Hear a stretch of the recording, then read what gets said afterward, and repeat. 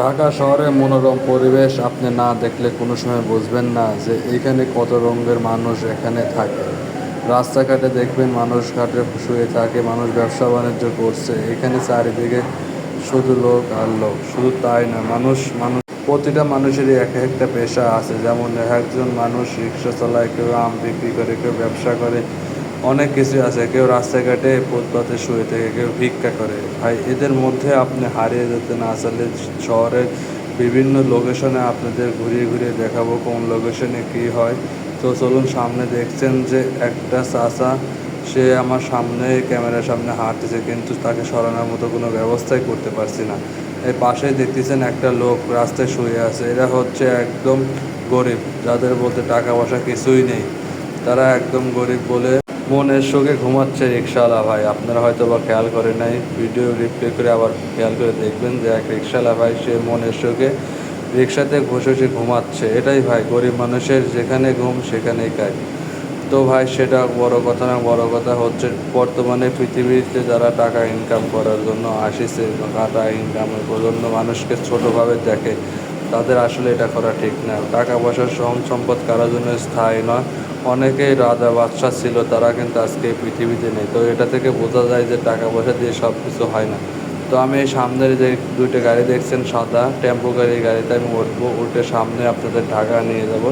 তো ঢাকার মাঝখানে আপনাদের কিছু কথা বলতে চাই যে আপনারা যে যত পারেন মানুষের সাথে ভালো যোগাযোগ রাখবেন। তো আমি ঢাকা থেকে নেমে গেলাম, তো গাড়িতে নেমে গেছি, মানে ভিডিও মাঝখানে স্কিপ করে রেখেছি যাতে আপনাদের সমস্যা না হয়। তো সামনে দেখছেন এটা হচ্ছে ঢাকা।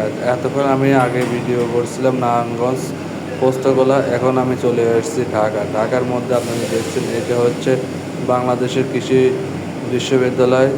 তো ঢাকার মধ্যেও একটা আছে, সেখানে আমি আছি। তো আপনারা ভিডিওটাকে স্কিপ না করে একটু দেখেন। পাশে দেখছেন এক চাচা মুরব্বী, সে কিন্তু দাঁড়িয়ে আছে, ফল চা বিক্রি করতেছে। তো আসলে ভাই কথা, মানুষের কর্ম ব্যস্ততার মাঝখানে আপনি ভ্রমণ করলে বুঝতে পারবেন যে পৃথিবীতে নানান রকমের ব্যবসা আছে। এই ব্যবসার মাঝখানেই অনেকেই বলতো যে ঢাকা টাকা ওরে, টাকা নাকি ধরতে গেলে অনেক কষ্ট হয়। তো ভাই আমি কিন্তু ঢাকা এসেছি, কিন্তু টাকা পয়সা উঠতেও দেখলাম না। আসলে ভাই টাকা ওরে, সেটা কিন্তু ধরার মতো ক্ষমতা সবারই হয় না।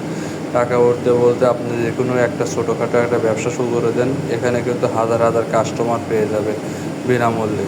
আসলে ভাই গ্রাম অঞ্চলে আপনি একটা ব্যবসা শুরু করার মাঝখানে আপনার ঝুঁকি রয়েছে, সেটা হচ্ছে কাস্টমারের অভাব, বাকি যাওয়ার অভাব, অনেক কিছুই থাকে। কিন্তু এই ঢাকা শহরের মাঝখানে কিন্তু বাকি যাওয়ার কোনো প্রশ্নই আসে না। এখানে কাস্টমারের ছড়াছড়ি।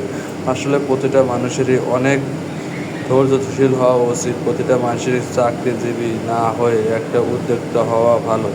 কারণ চাকরিজীবী তো সে মানুষের চাকরগিরি করে থাকে, একজন উদ্যোক্তা সে কিন্তু নিজের সফলতা, নিজের মেধা খাটিয়ে একটা ব্যবসা পরিচালনা করতে পারে। যেখানে যেখানে দেখছেন আপনি ছোটো ছোটো দোকানদার, ছোটো ছোটো দোকান নিয়ে বসে আছে, তারাও কিন্তু একজন উদ্যোক্তা, একজন সফল ব্যবসায়ী।